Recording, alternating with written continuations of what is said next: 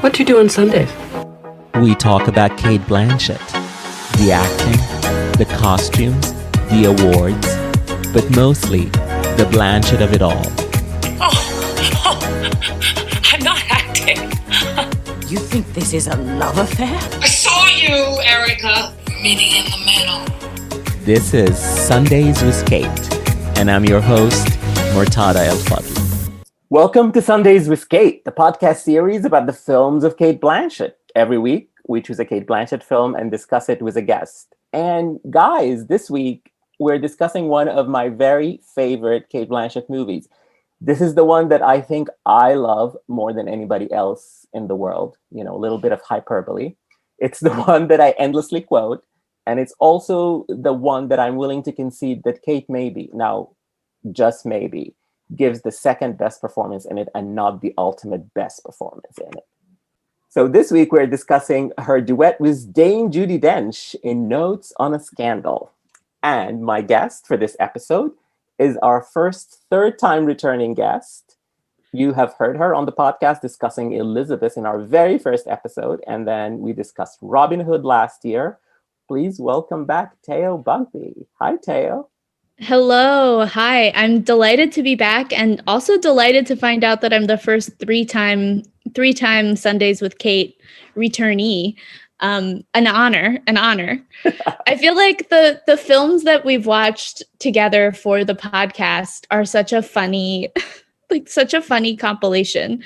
Like I would say we've really run the gamut of Cate's worst with Robin Hood to, well, we'll talk about Notes on a Scandal. I think a delightful time, and I'm excited to spar with you about her status. Yes, I'm excited too.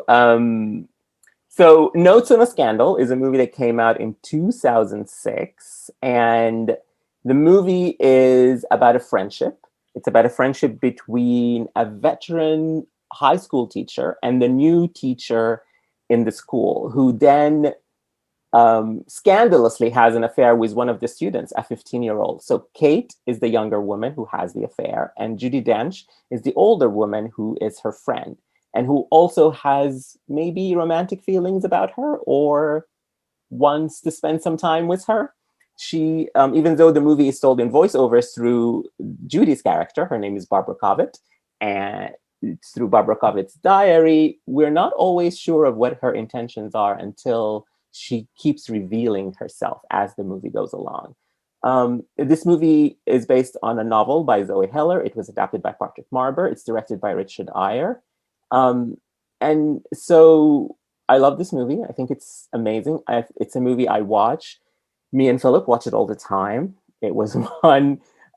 It was actually the movie when we started dating that we watched as our first just sit home and not go anywhere and watch a movie and be relaxed as a couple early on in a relationship. And he had never seen it, but he loves it, and we've seen it together so many times since. So that is delightful, and I did not know that about you and Philip. That is one of the new gayest things about you. Yes, absolutely. It is. It's a very gay movie, and we will talk about that. So Cate plays Sheba Hart. She is, as Barbara says, a bourgeoisie bohemia teacher.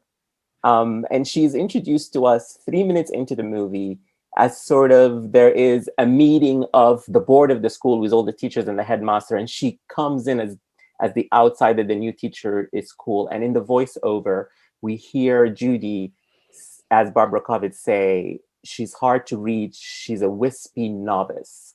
And she is flustered and a bit late to the meeting. And so that, coupled with what Barbara says about her in the voiceover, sort of builds this character, this someone who is beautiful and admired by everyone and who turns heads, but is also maybe not always there because she is in her head or somewhere else thinking about things.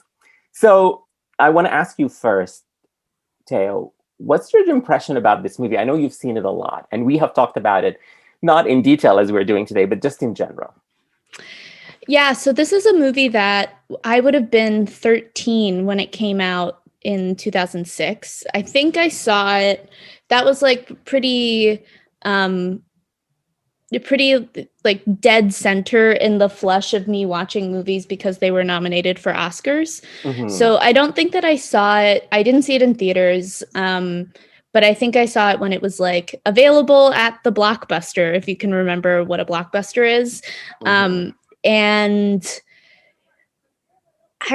I think the first impression that I had of the movie was that it was a very serious film that was made by serious people with like a sort of juicy but ultimately serious story. And then I probably did not think about it again for another, for another good long stretch. And then I remember watching it with a very dear friend of mine in college. Obviously, I was a very different person from who I was as a teenager. And I am pretty sure we got high and watched Notes on a Scandal in our respective dorm rooms and just kikied the entire time. I mean, like it was immensely clear from that second viewing that what we had on our hands was a real joyride, Yes. a real cracker, in sort of, and I think Murtada, I know that this was something that, you've expressed about the movie, but in a kind of Whatever Happened to Baby Jane-ish, excuse me, in a kind of Whatever Happened to Baby Jane-ish way, where you're watching just two like both hugely famous and hugely accomplished actors dig into kind of trashy material, like material that isn't highbrow. It's like not they Ibsen. usually do. Right. This is not Ibsen. Like we are not in the cherry orchard. Like this is like a good trash fest. Yes. And that's quite fun. So it's like a good trashy melodrama that gives its lead performers a lot to work with, and a lot of big, juicy scenes, monologues to rip into, crises to explode in. It's quite fun. And I think sort of where I've landed on it in this last viewing is kind of somewhere actually between my first two times watching it, where maybe it's because of the pandemic, but it's a funny movie to watch alone. Partly, I think, because while it is like delightful and it is like this big acting showcase, particularly for Judi Dench, it is also predicated on the kind of predatory dyke narrative in which, Barbara Covent is stalking and ruining the life of her prospective paramour, and is also simultaneously like the sexuality of that character is both based on predation and also based on like a neutered quality at the same time. Yeah. That she's like neither capable of pursuing desire in a straightforward way, nor is she harmless, so it's sort of like watching Solo this last time. I was still enjoying, the things that I enjoy about the movie. This Zoom room, I think, is titled after my favorite line in the movie. You're not young. You're not young. Yeah. So this is a lot. So let's I want to talk about all of this. This is great. It's juicy, it's delicious, but it does play with the trope of the predatory lesbian, the sort of repressed lesbian, which we see a lot. So all of that. But let's start with the juicy and delicious. I think the juicy and delicious starts even with the premise, because the premise is so sensational. Like it is. And it was sold at the time, I remember. It is a story about a teacher who has an affair with her 15-year-old student. So that's like the headline. That's a sensational thing that sort of is supposed to get people interested in it. And then you go in to see it, or you hit play to stream it, and then you discover it's completely something else. It is, yes, that is part of it, but it's also about this friendship, about this. It's mainly about Barbara Covent and what she does and how she reacts to this affair. So from the beginning, this is, like you said, not Ibsen. It's very, very trashy. It's about, it has that, just affair in the at the center of it. What I love about it is just, it's such a quotable movie.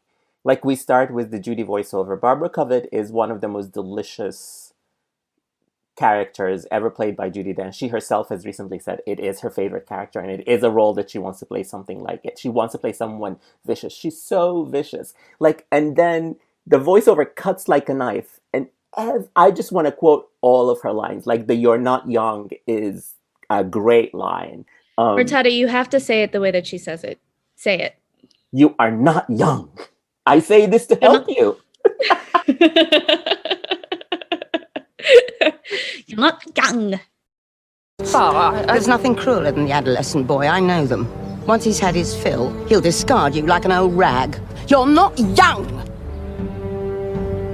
I say this to help you. Yeah. Her lines delivery are amazing. I also just love when she says out of the blue, when Sheba invites her at the beginning of their friendship, she's desperate to be this woman's friend, right? And this is another word that, we'll use with Barbara, unfortunately, because the movie tells us that all these words, repressed and desperate and all of these things, she wants to be her friend. And then when Sheba invites her over, it's like, she says, "Oh, I'll just make some lasagna." And she says the line delivery of, "I adore lasagna." It's so well done. You can see sort of the joy she has in that, finally getting an invitation to do something in the weekend. But Dame Judi is truly amazing in this. But the sensationalism, the trashiness of this movie starts with just the names of the characters. Barbara Covett. She's coveting something, I guess, in this instance, in this story, it's Sheba Hart. And Sheba Hart, she is Sheba. She is somebody who is, wants to run free. All of these things, to me, should make for a bad movie. Like, the storyline, the trashiness of it, the obviousness of the names, even the obviousness of the names of the characters, it should all make for these sort of obvious things that you're just like, oh, I know what you're trying to say here, I don't care. And usually that would be my reaction. Like, when something is obvious, I just dismiss it as not good. But somehow with this movie, I just embrace it. And I have to say, I haven't always loved this movie this much. Like, when it first came out, I remember it came out. It's one of those movies that is released like after Christmas, in the week before Christmas and New Year's. And by the time it's released, it's already been nominated for everything. Both Judi and Cate were nominated for awards. So you knew that this movie, was up for all these awards. So I went dutifully the day it opened to watch it. And I was like, oh, okay, this was fine. Whatever. I didn't think about it again and didn't. But as the years went by, I kept going back to it. And especially after I just thought about it in that tradition of the hagsploitation movies, like Whatever Happened to Baby Jane. It's just a movie to be cherished, especially to be cherished by gay people, and maybe more particularly gay men. It's the movie that has these two actresses at the top of their game. In this case, Cate and Judi, and if you compare it to Whatever Baby Jane, it was Bette Davis and Joan Crawford, and they are at each other's throats, basically, for the whole movie. And the big setup in the movie is a big confrontation fight, an actual fight, similar to what happens in Baby Jane. And it is very well written, but is also funnily written. Like, nobody talks like that when you're fighting. You don't come with these clever bon mots as you're fighting. But it works here. And this is, I have watched the movie many times, but I have also just watched that scene, which is a clip on YouTube, a lot. It's just fun. So I said a lot of things. What do you think about the juicy and delicious part of this? Well, I mean, I think, you're not going to love me for this, but Judi really eats her up, honey. Judi really eats Cate up in those scenes. I mean, the way that I would say it's different from Whatever Happened to Baby Jane is that, in a movie like that, you may have you may be a Betty girl or you may be a Joan girl, but they're coming at it with sort of an equal arsenal and kind of on equal footing, and that's part of the fun of it. Cate is lucky to not be completely blown off the screen by Judi Dench. She's not blown off the screen because she's pretty good. She's okay. She's okay at best. I'm to be totally frank. Her best scenes, in my opinion, really come actually with the young boy who she's having the affair with. Mm-hmm. I think like uniformly, like those are the scenes in which she's giving a sort of there's like an ingenuity to maybe the way that she plays those scenes, to the character's sort of indulgence and narcissism. And, you know, I think that there is like meaningful consideration from Cate in that role about why a woman engages in such an inappropriate relationship. You know, I think actually a lot about the scene after she and the boy have sex for the first time, where, you know, they're sort of, I mean, it's the most depressing possible place for them to be having sex. They're like under a train. Yeah. Oh. I mean, it's like behind the train track, but not even. It's like under the train. They're like fucking under the train, basically. It's a very unsexy place to have sex. Deeply unsexy. Anyway, and so they're sort of languishing afterwards and sort of getting dressed again, and he asks her if she wants to do it again, and she kind of laughs in that scene and in that moment. And that, like, something about the way that Cate plays that sort of acknowledgement that it's a bad decision, acknowledgement that she wants to do it anyway, acknowledgement that the person that she's with isn't able to meet her at like the degree of complexity of what her life is, you know, is really interestingly played. But I think in her scenes with Judi, Judi is just like full toolbox. Like Judi is like the woman in Audition.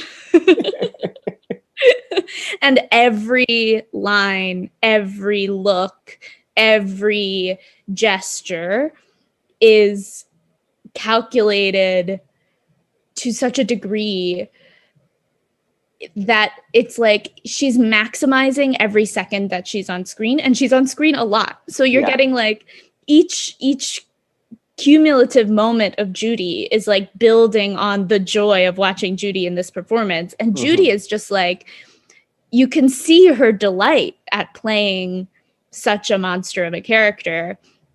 And I just don't think that Cate is able to match her in their confrontations. Like, I don't think even the scene of the one that you're referring to, where they finally have sort of the big blowout at the end, I think Cate brings a lot of bluster to that scene, but just can't. What are you going to do? Judi as Barbara Covett, it's just too good. Like, there's nothing you can say at that point.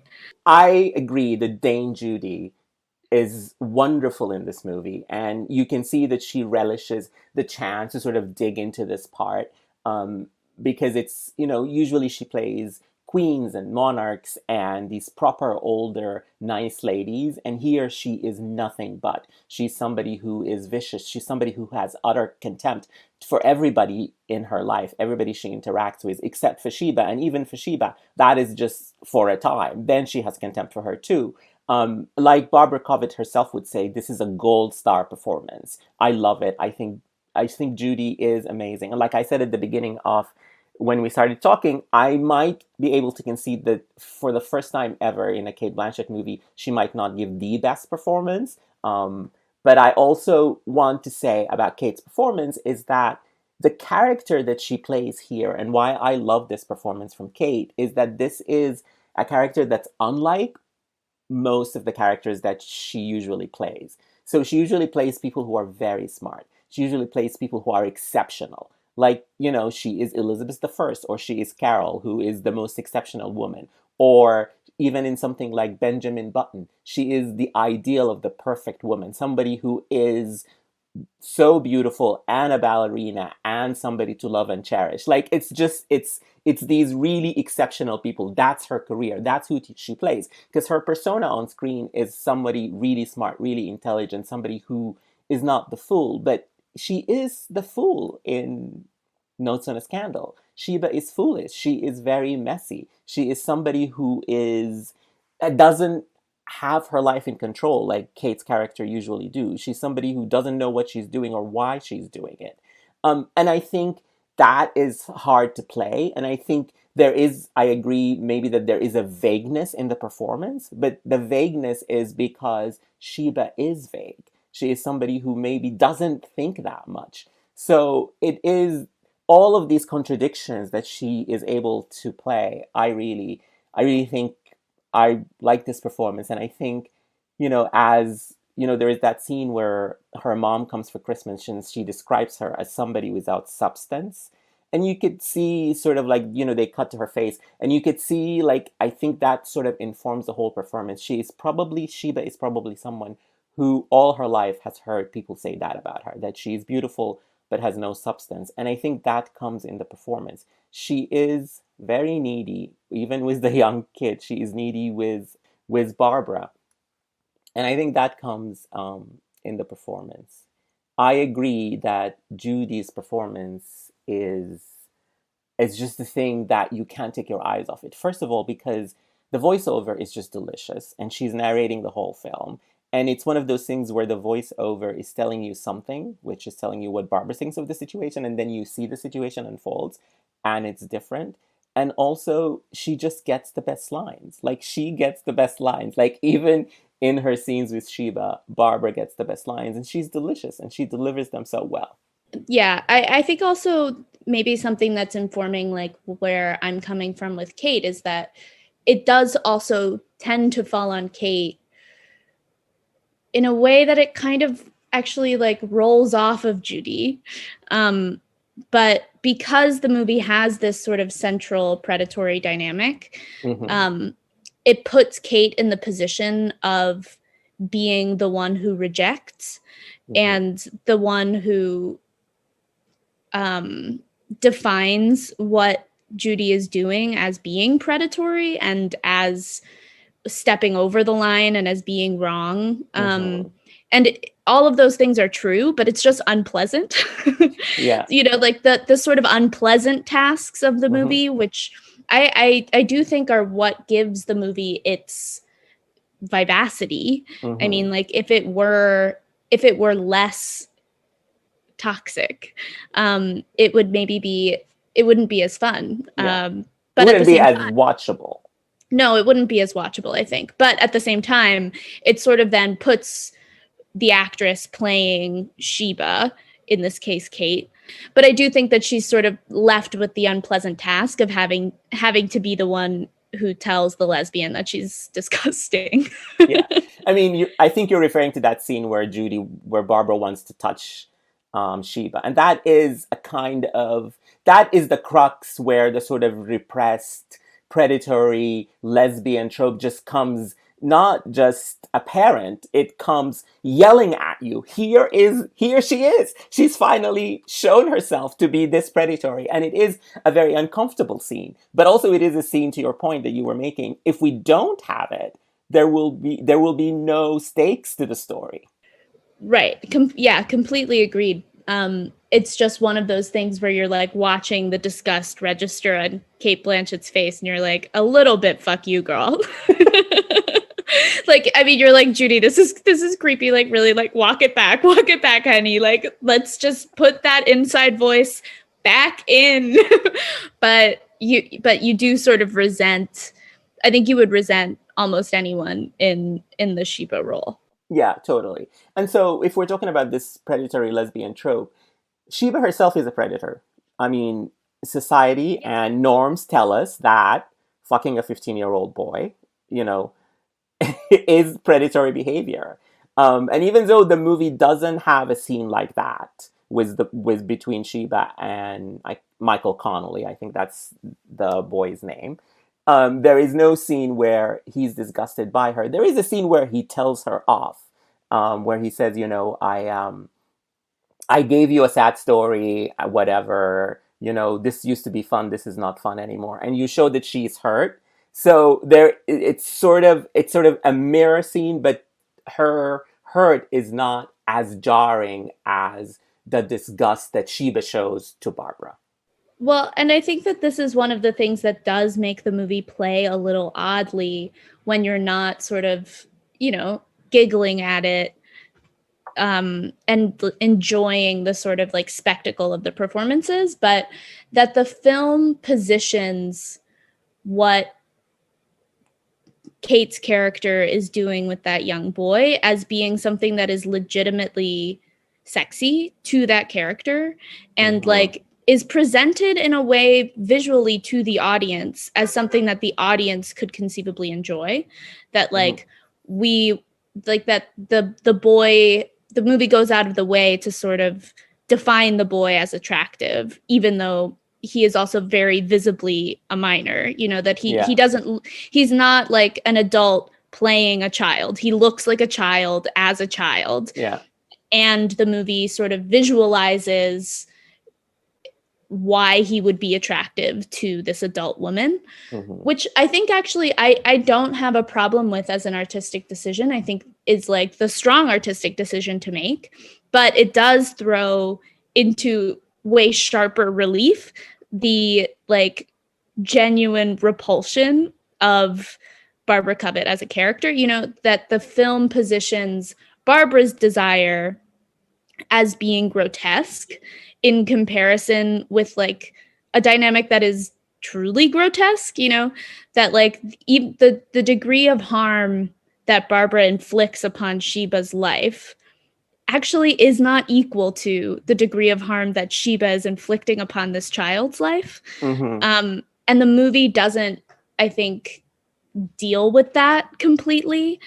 And sort of, in some ways to its benefit as like an enjoyable experience, like I don't know that the film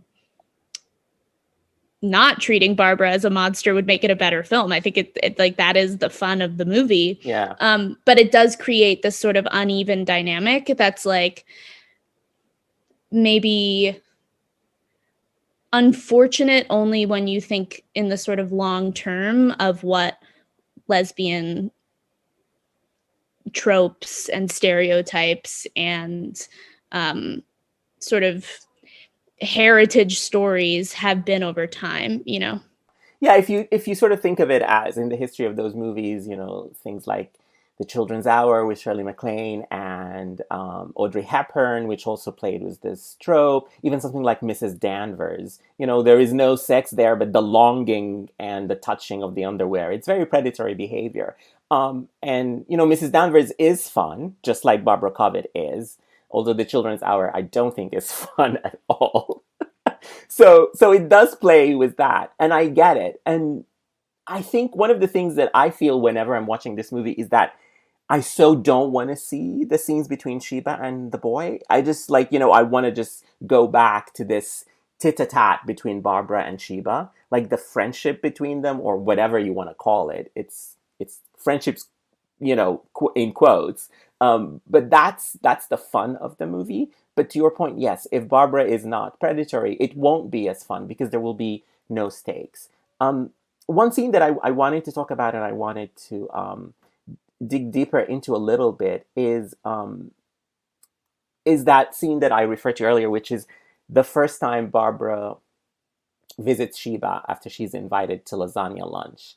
And I love that scene because Barbara goes to the hairdresser, dyes her hair, she's all ready, she dresses up. So it sets these expectations. She's dressed, she made an effort. She even says that you need to make an effort when you get an invitation. And then she goes there and it's just a casual Sunday afternoon in the house. People know she's coming, but they think it's nothing special at all. Even the lasagna is not new. I think it's been made before and it's in the fridge. So they're just reheating the lasagna. And Sheba's daughter even says, "You're all dolled up. You look pretty posh. Where are you going?" And she then realizes and has to to sort of say, oh, I have an appointment in town later. And then it's also like the film tries to talk about class. Sheba is from the very beginning presented as bourgeois bohemia. So she's somebody with money. She obviously comes from money. There is mention of the house. It's very big and huge, and she has inherited it. So we are told that she has money. And obviously the boy that she has the affair with is Irish. That's one indication of class. You know, Brits love to talk down to Irish people. And also, the sad story that he gives her is about him being poor and even educationally challenged. So he seduces her by sort of telling her he needs her help. And so the film is setting up this class dynamic. But in that scene, it sets up the class dynamic between Sheba and Barbara. And I love that scene because you get to know so much about the imbalance in their friendship. You get to know so much about that. And it's just like Barbara's voiceover is delicious. Like the way when she discovers that Sheba's husband is way older than her, or when she calls her son who has Down syndrome a court jester. She is as vicious to everybody in Sheba's life as she is to everybody in her life. And it's also just, it sort of goes back to that thing of like, does she love her? Or does she actually care for her when she has contempt for everything in her life and she mocks everything in her life? Well, I think she certainly doesn't love Sheba. Barbara is a character who I think is incapable of love, partly because, and I think that this is like the sort of unspoken function of repression that the movie is like getting at with that character, that like she is sort of trapped in herself in a kind of adolescent iteration of desire. In which, the object of desire is to be trapped and played with, but is incapable of sort of expressing that in adult terms. And so it's sort of like the mirroring, I think, of the relationship that Sheba has with the boy and Barbara's relationship with Sheba are sort of two sides of adolescent, or sort of kind of premature iterations of desire and desiring. I agree that, I think the class dynamics in the movie are something that in this last watch of it, I was kind of interested by, because I think the one place that Barbara doesn't criticize actually is the children. Sheba's children, she has many words about, but her assessment of the kids in the school that they teach at is basically just like, of course they're monsters. Yes. It's like, I too am a monster, and of course they're monsters. That I treat them as a monster and they respect me. Yeah. She calls them, future plumbers and shopkeepers. Exactly. And that's probably the nicest thing she says about anyone the whole movie. Totally, absolutely. It's so great. The other scene that I wanted to dig deeper into, and this is, I think it's just sort of a juicy, fun scene, because it's so improbable. It is so out of this world, is Barbara's cat is very sick and is dying. And she comes, and Sheba has been helping her with the cat and sort of being sympathetic about it and telling her, yes, your loss of your cat is huge and whatever. So the cat is being put to sleep. And so Barbara comes to Sheba's house, and Sheba is taking her kids to school because her son is in a school play. And Barbara expects her to drop everything and spend this time with her, even though she has these responsibilities to her family, to her child. And of course, this is after she has discovered the affair, and this is where she is sort of threatening her with telling about the affair if she doesn't basically do what she wants to do, if she doesn't do what she wants her to do. And so it's such an improbable scene, because I just can't imagine somebody I'm friends with, I don't have kids, but let's say I have kids, coming to tell me, drop everything, including your kids' play, that it's the first time in their life, this kid, is going to be in a play and come spend some time with me because my cat is dying. It is so improbable, but it's also so fun and delicious because there is all those lines. Because the husband is there and the husband is trying to sort of tell her, let's go. And she says to her, she says to him, let me handle this. And of course, Barbara Kovic, Judi, is so amazing where she drops that line and she says, I'm an imposition to be handled, am I? I thought you understood what friendship means. It's my child. It's my son. He's just a little boy. Don't play the good mother with me. Excuse me, ladies. Could one of you tell me what's going on? Is this some kind of coven? I can explain perfectly. Would you like me to? No, it's just a bar had some very bad news about her cat. My condolences. Poor, poor pussy. Now, can I have my wife back, please? I don't like your tone. Why is she always here? What kind of fucking spell has she cast on you? So get in the bloody car! Give me a minute! Will you? I can handle this. Oh, I'm to be handled, am I? Like toxic waste. You see me on sufferance. I'm an imposition to be tolerated. And I love it. I love the scene. It's improbable. It's fun. It's a microcosm of that relationship, but it's also so improbable that it probably will not happen in real life. And this is why I love this movie. It's heightened. It's all above. It's things that you believe because there are these wonderful actors playing them, but they are not believable at all. I'd actually just draw attention, now that you've brought him up, to the husband, who's played by Bill Nighy. And again, like this last go around, I was quite impressed by Bill Nighy. I like Bill Nighy in the movie more than Kate even. Stop saying that, Teo. Third best performance in the film.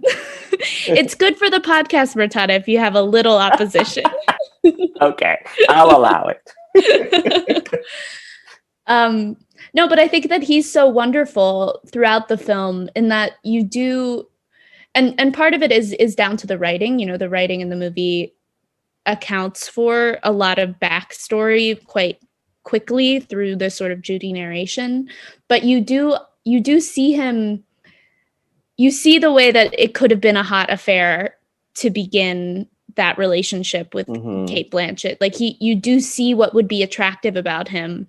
You do kind of get the quasi-paternal relationship that's both like stifling, but then also probably a structure that that character, the Sheba character, really needs to sort of be taken care of in a relationship, because clearly she can't make a decision for herself to save her life. Yeah, totally.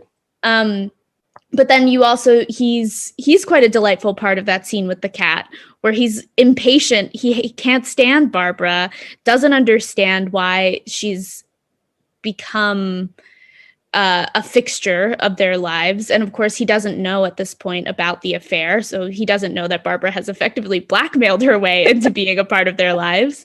And I he's think like, why is she always here? Why is she always here? And she's like, my cat just died. And he's like, poor pussy, get in the car.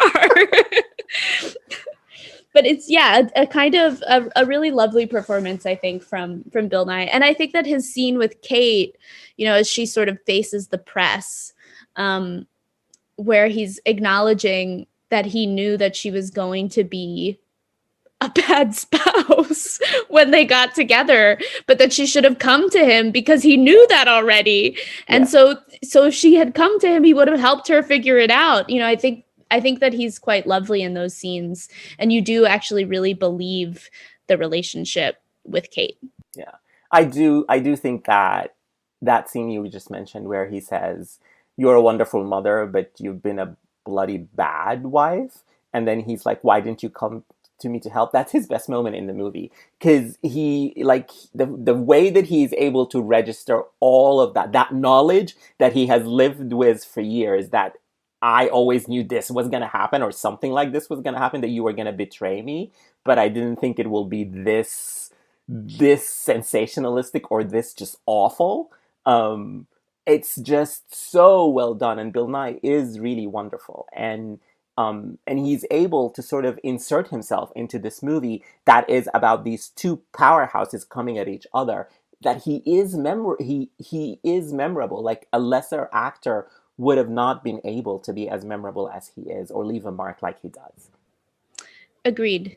Teo, it's time for us to discuss this scene. I call it the "Do you want to fuck me, Barbara" scene, but you could call it so many other things. You could call it the "They'll fly by" scene because Sheba says, "I could get 2 years," and Barbara says, "They'll fly by." That's what Philip, my husband, calls it. He always says to me, "They'll fly by."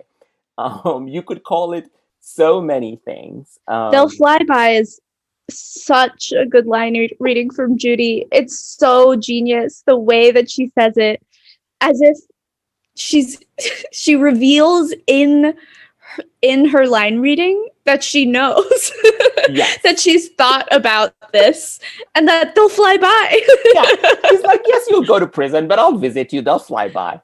So let's set up the scene. So this is later in the movie. So if you're watching this movie, there is no reason to skip. Just watch the whole movie, but you'll have to wait for this. It's later in the movie. The affair has been revealed. The husband has asked Sheba to leave the house, so she is staying with Barbara. And so Barbara goes to buy groceries. There are tabloid reporters outside, so Sheba can't leave. So she's alone in Barbara's house, and she discovers the gold stars that are just strewn all over Barbara's apartment because Barbara writes in her notebook, and then she gives herself gold stars for the gold star days where, she is happy about something that she imagined happened between her and Sheba because it never really happens as she thinks. Okay, quickly, I just want to ask you a couple questions about the gold stars because for me, okay, number one, Barbara Covett's journal, fantastically scrapbooked. I mean, what an impeccable journal. Like, I was looking at it and was really thinking about, what do I want to do with my planner this year? Like, what do I want to do with should I make a journal? It's so cute. Like all of her little clippings. She's got little newspaper articles. Photos. She's got the whole thing. Yeah, it's great. It's great. She's got a great diary setup. We really have to acknowledge Barbara as a stationery queen, and she's at the top of her game. But number Absolutely. two, I don't get why the gold star thing prompts the search. I'm like, Sheba, girl, you have not put 2 and 2 together once in this movie, but yet you have figured out by looking at these gold stars that you need to be searching for Barbara's secret journal. Well, let's not give Sheba too much credit because she finds the gold star and she wants to throw it in the trash. I don't know if you remember that bit. And when she throws it in the trash, she finds a torn piece of paper from the diary that maybe Barbara has rewritten. And so she threw this one. And that's when she opens it, reads it, and that makes her look for the diary. So Sheba is not that smart. Not that smart, Teo. We know that about her. She's not an intellectual. She's definitely not. So anyway, she finds the diary. And of course, everything is revealed in the diary, from the fact that she has strands of her hair in the diary to all the things she calls her husband, her children, all these names, to the fact that she was the one who revealed the affair. Because at that point, Sheba knows the affair is revealed, but she doesn't know that it was Barbara who was behind the whole thing. So, of course, they have this confrontation. And I just want to give credit to Richard Marber. And I don't know if this was in the book by Zoe Heller or if this is his lines, but whoever wrote these lines, they are wonderful. And it's just, there's so many good ones. We've already talked about the "They'll fly by." But I also, and if you've been listening to Sundays with Kate, this is the quote that I chose from that scene to put in the intro for every episode, where Sheba says, "You think this is a love affair? A relationship? Sticky gold stars and a strand of my hair?" I will put that right here so you don't have to listen to me say it, but you listen to Kate saying it. Why did you do it? Because I didn't help you collect your cat? You've cost me my family. Take some responsibility. I gave you exactly what you wanted. You'd still be stuck in that marriage without me. What? You can't accept it yet, You but think I wanted to be here with you? you need me. I'm your friend. You put me in prison. I could get 2 years. They'll fly by. I'll visit you every week. We've so much life to live together. You think this is a love affair? A relationship? What? Sticky gold stars and a strand of my hair and a receipt from Pizza Express? It's a flat in the Archway Road and you think a Virginia did you get my hair? Did you pluck it from the bath with some special fucking tweezers? Don't you know it's rude to read a person's diary? It's private. Companions. We're not friends. You don't even like me. That's not true. I only have tender feelings for you. Only love. But it's very funny to me that, she says all these things. It's a flat in the archway road and you think you're a Virginia Woolf, which is kind of maybe what Barbara thinks of herself. Because earlier when she visits Sheba, she says to her, when Sheba shows her her secret room, oh, a room of one's own. So maybe this scene also gives us more insight into Barbara.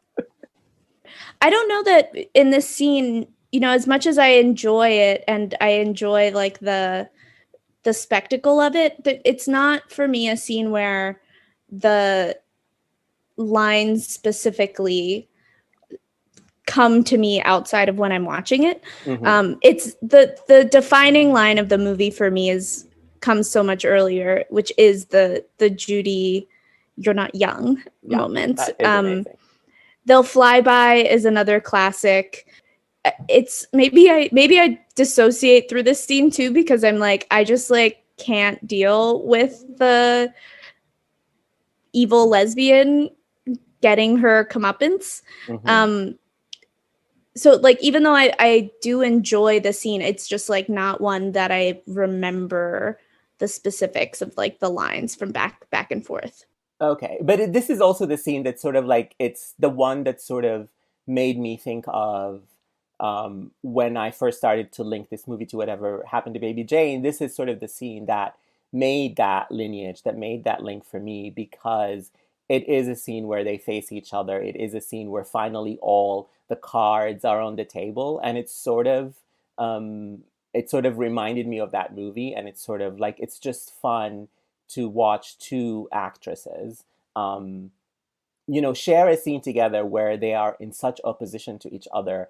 And one of the fun anecdotes is that that Cate has shared in interviews is that they were both sort of nervous about this scene because the scene involves a little bit of physicality, and she has to push Dame Judi and sort of hit her against the sideboard. And so they were both nervous about that. But Cate brought a bottle of champagne. And so after they successfully shot the scene, they shared this bottle of champagne, and apparently they drank the whole bottle in one sitting. There is a sort of funny, there is a very cute picture where they're both laughing that I will put in the podcast. And that sort of, I don't think it's of the day they shot that scene, but I think it's a picture that that picture sort of connected to this anecdote just sort of tells me how much these two women enjoyed working with each other. And since they made this movie, they have both talked so much about the fact that they loved working together. And even when Cate, won her Oscar, she paid tribute to Judi, who was also nominated that year. Yeah, I mean, I do think that the joy of working together comes through in their scenes, and in that big confrontation scene even. And part of it is just that Judi is like ripping into the material. I mean, like, who wouldn't have fun working opposite somebody who's giving the performance that Judi is giving? Like, yeah. Judi is just like rolling in it. She is. The entire time. She is. And, to the point, like, I know a lot, it's not just you who thinks that Judi runs with the duet. It's a lot of people who think that. But I also think there is a little bit of, to what you were just saying, there is a little bit in Cate awe of this person who she probably has admired for years, and she finally got to work with. And she's like, you know what? I'm not going to fight you for the scene. Just have it. I'm not going to fight you for the movie. Just have the movie. Because I think Cate is a dominant sort of presence in movies, but I don't think she's a selfish actor. Like, she's somebody who always will not try to dominate a movie or a scene if she doesn't have to. It's just like, I think in most cases, the characters she plays are very dominant. And that's why she sort of tends to run away with movies, but not in this case. Yeah, I would agree. I see what you're saying. And I think that is like a generous aspect of Cate's performance in the movie, that she doesn't draw focus away from Judi or even really try to, you know. I will say that in that big confrontation scene, it's a rare Cate performance just for there being that much yelling. I mean, I don't think of Cate actually as like a battle axe kind of actor. That isn't typically where she tends to go in her performances. You know, like she's not, and say this with a lot of love, but like she's not a Glenn Close, you know, where you're sort of waiting for the explosion. Cate really is like a more gestural performer, is like a very invested in like sort of carrying a scene through her body, through the way that she moves. And you do get some of that in this movie as well. Like I think the scene where Cate is dancing and Barbara is simultaneously attracted but also disgusted by the display of the dancing, is a good moment for you know what Cate does so well as an actor, that she's sort of able to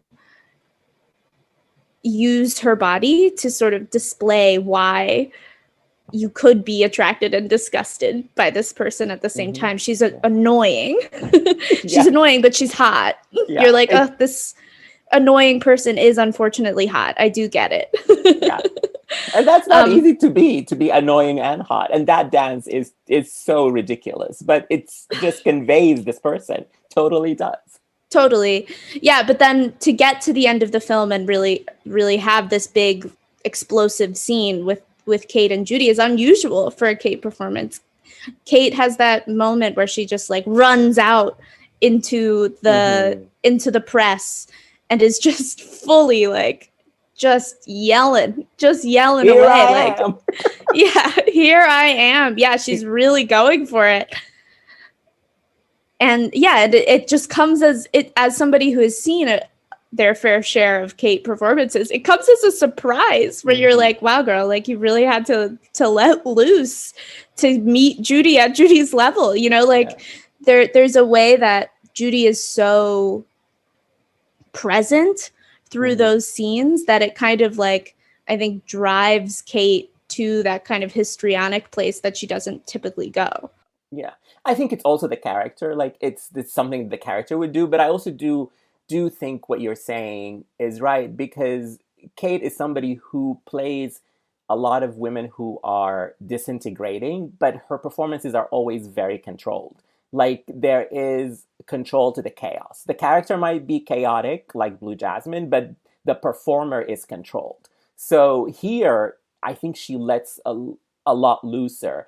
And I don't think she would have done that Here I Am scene in another movie with another character. But and I think this is why she probably thinks, I mean, you know, I'm putting words into her mouth. I don't know this about her, but just reading her interviews, I think she really cherished this character because it's so unlike everything else that she has played.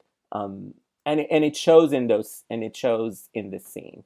So the scene right after this, where Barbara is sort of cleaning the apartment. And so, you know, Cate has calmed down and Barbara's cleaning the apartment. And she's still like remembering things. She was remembering things from the diary. And she's like, you know, we never invited you to our house in the Dordogne. And she's like, well, you said if I was ever in the neighborhood, I should stop by. And she's like, we didn't mean it. We didn't mean it. I love that. That's one of the best scenes of the movie for me. I think that scene is so funny. And so that actually rings very true to life. You know, you've had like the big fight and you still are talking to the same person. And it's like, the fuck? Yeah. And also, you know, back to what we were saying earlier, it's just like the way they see their friendship. Like Barbara takes everything that Sheba says so seriously. And Sheba is never serious. He just casually tosses off this thing. Oh, come to the Dordogne if you're around. And, you know, then, of course, Dame Judi is so wonderful when she's still cleaning up when she says, I won't come then, which is the clincher for that scene. And it is, I feel so bad for Barbara at that moment because she's somebody who really cherished these invitations, and apparently there was no invitation. It's true, but again, really like speaks to the brilliance of Judi's performance because she's not, like, I think a lesser actor would be tempted to be maudlin by that point in the film. And the way that she says that, well, I guess I won't come then, is so matter of fact. Yeah. There's something so just like, well, screw you too about it, in a way that is so charming and really, I think, takes the movie out of a like the danger with this film would be that you feel so bad for the respective characters that it stops being enjoyable. And Judi just sort of like puts a period on that feeling with sort of every sentence. Yeah, absolutely. So I love Notes on a Scandal. I love it so much. I think everybody who loves Cate, and especially everybody who loves Judi, loves this movie so much. It's a movie that is so easy to rewatch. And like Teo, you said earlier, it's a movie to watch with people, and it's a movie to just have fun and enjoy. Despite, what we talked about the trope of the predatory lesbian, it's still a movie that is ultimately enjoyable. What is your take on the predatory lesbian dynamic? I'm just curious because you did bring up earlier, and I think it's interesting that this is a movie that is maybe more appreciable for gay men. And I'm just curious about like your thought on that, where, for example, actually a Cate movie that this reminded me of, which we haven't talked about on the podcast, but there are some similarities with this and The Talented Mr. Ripley, which has sort of the predatory gay longing as opposed to a predatory lesbian longing. I think when I said that, I just meant like as a gay man, and I'm just free to enjoy this movie and not think about that trope, which might be sort of a selfish way to look at it, but it's also, the truth. And I think there is a tradition of gay men enjoying cultural things where women come at each other. Like, we can talk about it from Whatever Happened to Baby Jane to current gay men who love to watch The Real Housewives, for example. So it is something sort of like ingrained in gay male culture to make heroes out of these, for lack of a better word, vicious villains, because that is what Barbara ultimately is. But that is why I love her. That is why anybody would love her. Because if Barbara wasn't this vicious, if Barbara didn't have contempt for everybody, if Barbara didn't ruin Sheba's life, quote unquote, ruin her life, Sheba ruined her own life. But, Barbara was the conduit to that. If she didn't do all these things, she would not be somebody to love and enjoy. And also, gay men are a little bit dramatic, and they like to, I'm speaking about, as a representative here. So if you're a gay man listening to this and you don't think you're dramatic, that's okay. I can say that. We're dramatic. We love big drama. We like tragic figures. We love this woman, Barbara Cobbett, who is very tragic. She is tragic because, she is all these things that we don't want to think of about the lesbian women in our lives that we love. We don't want to think of any of them as repressed or lonely or predatory. But we love Barbara for all those things because those are the things that make her bring the drama. If she wasn't, she wouldn't bring the drama. And girl, Barbara brings the drama. She brings the drama.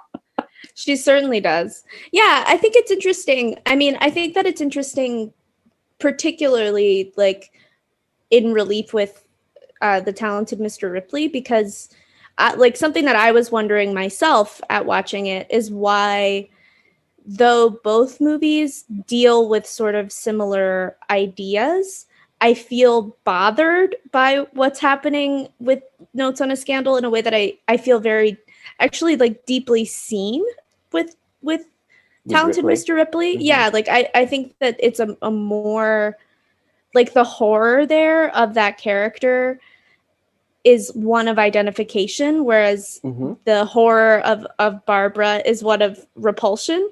Yeah.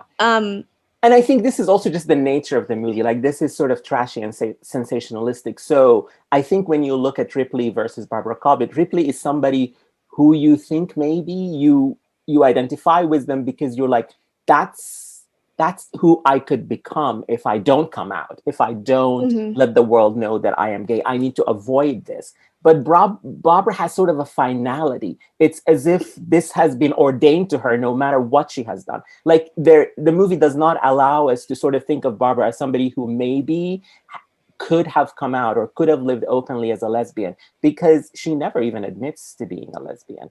And so I think that is why you can enjoy Ripley more if and identify with him, and you can just enjoy Barbara just as a relic or as somebody who you hope you are never going to be, but you're also a little bit offended by.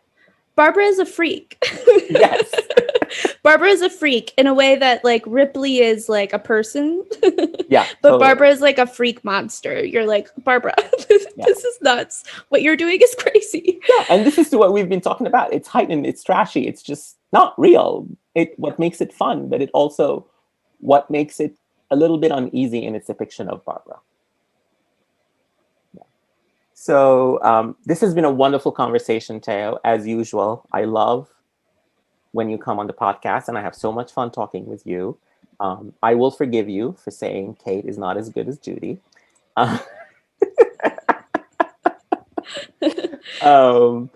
And before we go, listeners, we will have a companion podcast for our episode on Notes on a Scandal. Teo is going to come back next week, and we're going to dig deeper into Dame Judi Dench. We're going to celebrate the Dame even more next week and talk about her film career and some of her movies. So if in this week you have time and you want to watch Mrs. Brown, that would be a movie to watch. If you want to watch A Room with a View, that would be another movie to watch. And we will talk about those next week. Before we go, Teo, why don't you let our listeners know where they can find you and your work? Sure. You can find my work at the New York Times as a film critic, and you can find me on Twitter at TMI Bugbee.